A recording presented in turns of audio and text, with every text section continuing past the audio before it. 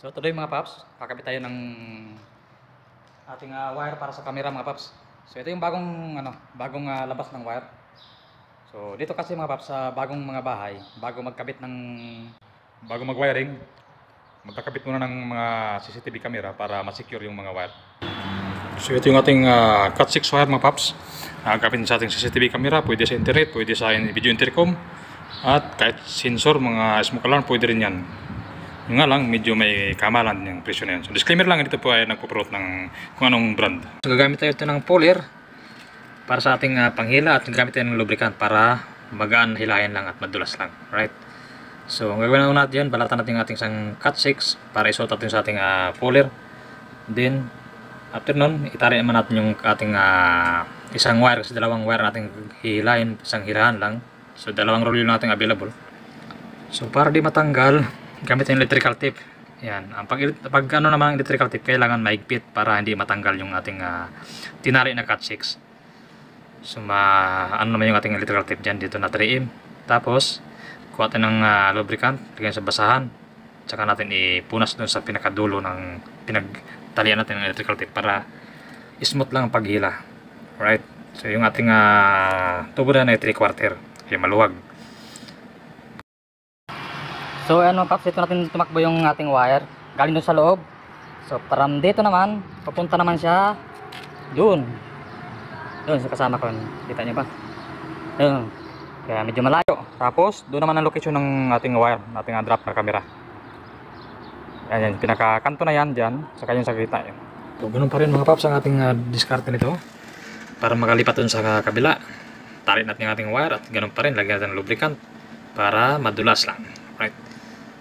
Maluwag naman yung paps, at 3/4 yan. So maraming box ang pinunta nito mga paps. So yan mga paps, yung ating isang last na location na box. Yan ay papunta na sa kanyang location ng camera.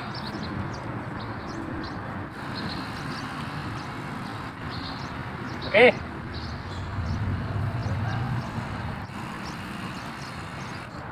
Tani full wahid. Ada tertib outside. Okay.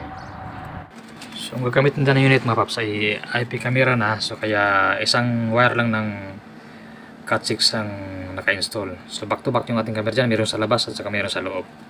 Mga paps, yung pinaka-location ng ating camera.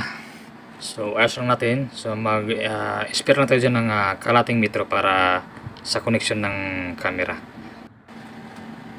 So next naman, paakyat naman tayo dun sa pinaka main system na, yung pinaka control room niya. Doon natin dadalhin yung pinaka lahat ng wire. So yan mga paps, ito na yung ating linya ng camera, at saka nagsama tayo ng isang linya ng intercom. Sinama natin kasi doon sa labas ang location lang. So yan, punta ng system yan. Yan. So sinukat namin kung gaano kahaba para isang hilahan na lang paakyat. Right. So meron tayong 3-inch pipe dyan, paakyat ng system. Yan, hila naman tayo paakyat, papuntang first floor na.